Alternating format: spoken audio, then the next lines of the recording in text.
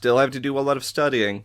If you want to remember something, you have to test yourself. You have to make it important to you and have a need for it. So you can test yourself by trying to do different things from memory to see how much you actually know.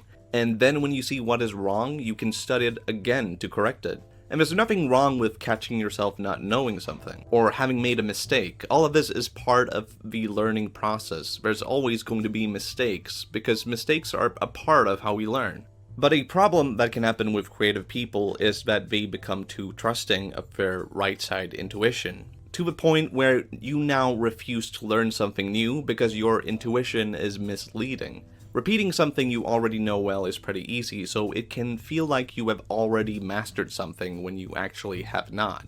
Something that can happen with something like drawing is that you keep drawing heads from imagination until now this is what heads look like to you. So it really is important that you set aside time for deliberate practice and don't only rely on your intuition, because your intuition is important, but in the right situations. And then on the more left brain side of things, as much as we would like to cram all the studying in so we can learn everything immediately, it just doesn't work, because your brain won't be able to keep up with making new neural structures. I think a good way to approach this is by mixing things up. Don't just study one thing over and over again, but go back and forth between different things so that you give yourself the space to repeat and process the things you are learning. Set aside time to fully study something, and then time to freely explore it. So by spacing things out over periods, we can actually use our practice and our intuition to reliably learn new things. The final chapter.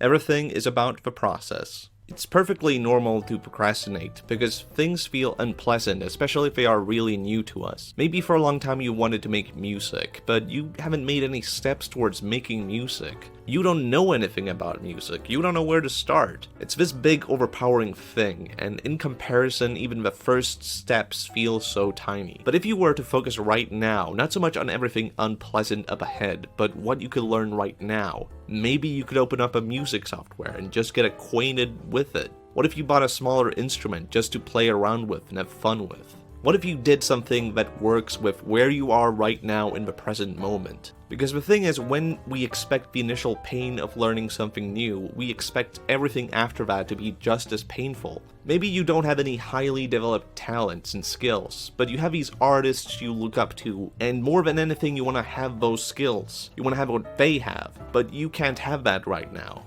But you can have the initiative. You can have the talent of making effort, time investment, and getting something done no matter how small it is. And anything that comes after that can just be a byproduct. Maybe if we trace back to where talent comes from, then maybe this is where it starts. And it only relies on one thing, that you take the initiative. Thank you for listening, and if you would like to support my work, you can like this video,